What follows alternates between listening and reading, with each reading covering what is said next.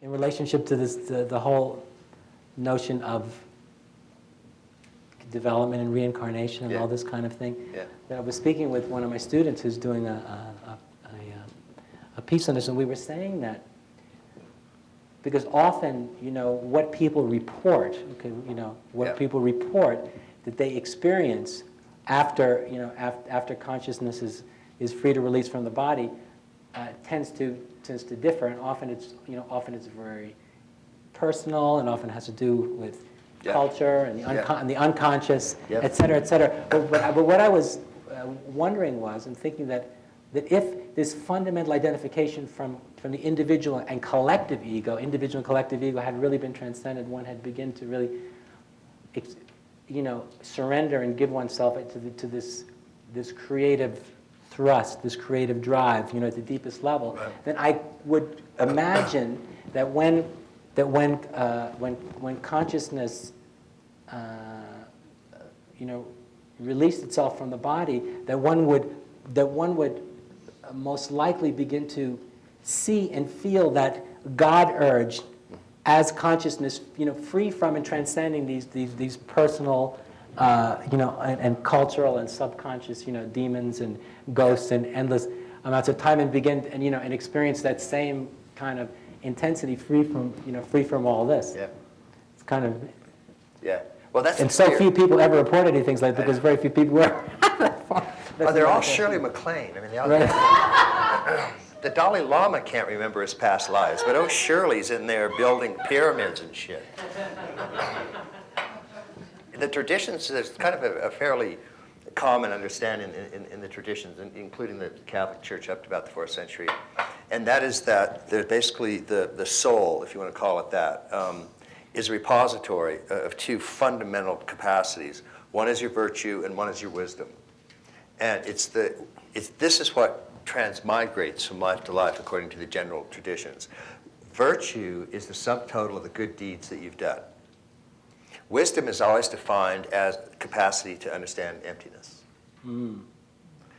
So, in a sense, this is absolute and relative truth. Your capacity to understand absolute truth is your capacity to understand Godhead, your capacity to understand Nirguna Brahma, the capacity to understand the transparency of this in every moment, just as it is as it's arising. And then virtue is your capacity within this arising to do good deeds. And so virtue is dualistic.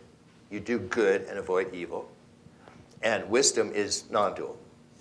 Wisdom sees the same identical suchness in good and evil. And so the theory generally is that it's this accumulation of wisdom and virtue that you carry from one life to another. You don't generally carry specific memories of when you were building the Eiffel Tower and that kind of thing. It's interesting that the only traditions that actually have theories of reincarnation are those that are in an agrarian base. So this is all, I find this very interesting, number one. Number two, the karma that's ascribed to individuals is a fundamental mistake, I think, was made in terms of how the traditions treat karma. And that is they really didn't understand the 4 quadrants very well. They weren't differentiated very well. So things that happened in the other 3 quadrants were ascribed to something that you did in your interior. So if you get sick, you did it. If something bad happens to you, you did it. If you're blind, you did it. So the actual factors that could be operating in the other quadrants were ascribed to your personal volition.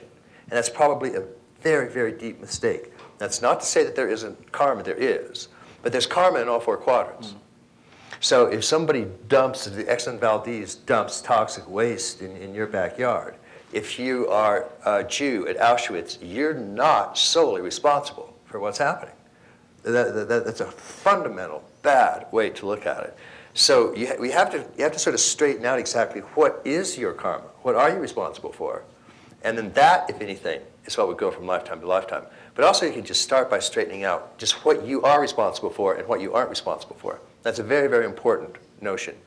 Ultimately, if you're talking about Maha-Atma, if you're talking about I, if you're talking about witness, then you are responsible for everything that's arising. But that means everything, because you are everything that's arising moment to moment. But your relative finite self is not. And you have to distinguish between which is which. most people who first start getting into these things confuse these two, and they think that everything that happens to them is their own bad karma. And that's just a new age guilt trip that we really don't need.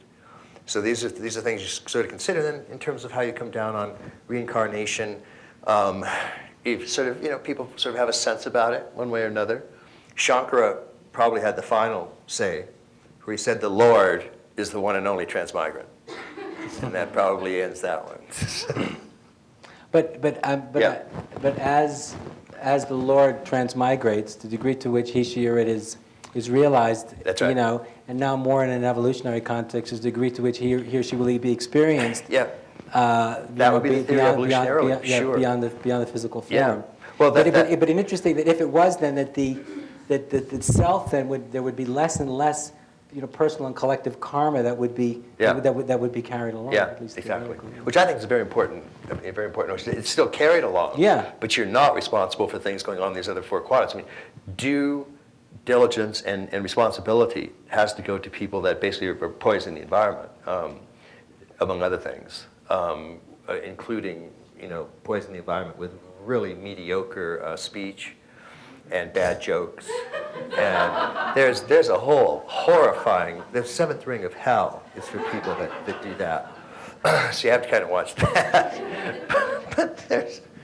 But kind of straightening out, you fundamentally know what you're responsible for. Way down deep. You pretty much know whether what's happening to you is something that you pretty much need to own up to, or if what's happening to you is something that really is fundamentally not of your doing. Way down deep, the authentic self knows, as Andrew uses that. So the more you get in touch with that authentic self, the more you can apportion good and evil in your own life, and that's your virtue. And virtue, along with wisdom, the capacity to understand emptiness, those are the things that go with you. And if nothing else, they go with you from moment to moment, don't they?